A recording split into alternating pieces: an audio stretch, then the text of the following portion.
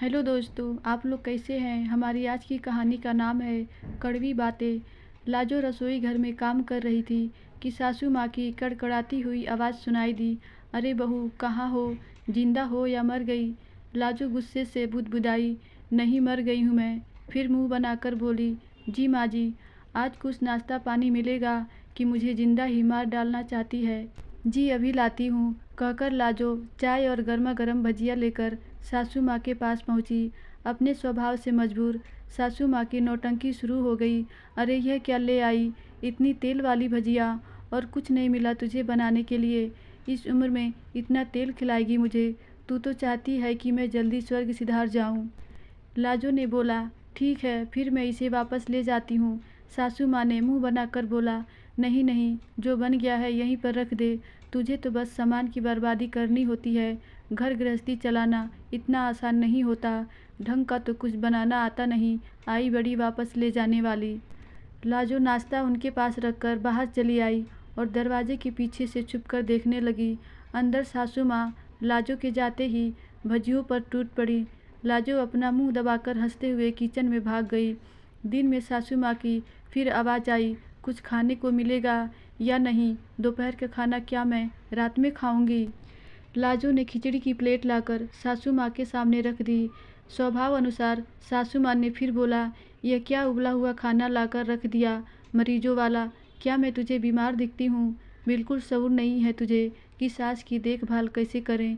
लाजो बोली, माँ जी आपको डॉक्टर ने ही बोला है एक समय खिचड़ी देने के लिए। हाँ हाँ, अब मेरी माँ बनने की कोशिश मत कर। सासू माँ फिर बड़बड़ाई।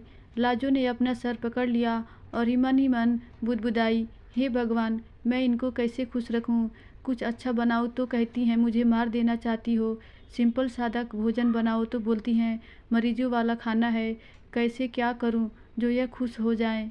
भगवान भी आकर बोल दें कि तेरी बहू में खूबियां हैं तो यह भगवान की बात भी काट कर मुझ में नुक्स निकाल दें।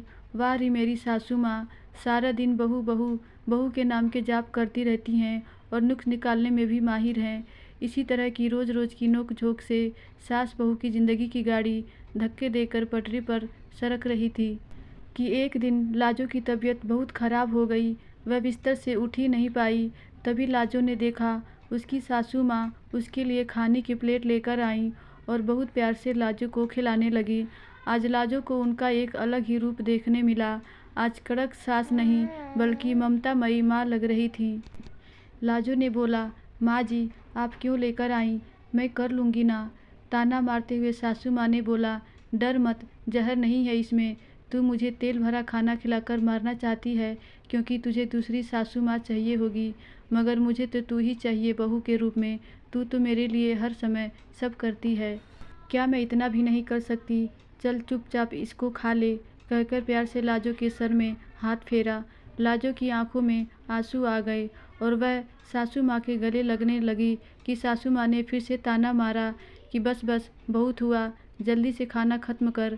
जाते जाते अपनी आदत से बाज न आने वाली सासू माँ बोली, सुन बहू, जल्दी से तबीयत ठीक कर ले। यह और मत सोचना कि मैं तुमसे सेवा नहीं करवाऊंगी। तुझे मेरे पैर भी दबाने हैं, समझी ना? लाजो मुस्कुराते हुए अपनी नखरीली सासू माँ को देखकर मन ही मन बोली, टेढ़ी है पर मेरी है, मेरी नखरेली प्यारी सासू माँ। कुछ रिश्ते मीठे होते हैं, बस बातें कड़वी होते हैं। धन्यवाद दोस्तों, आशा करती हूँ ये कहानी आपको ज़रूर अच्छी लगी होगी।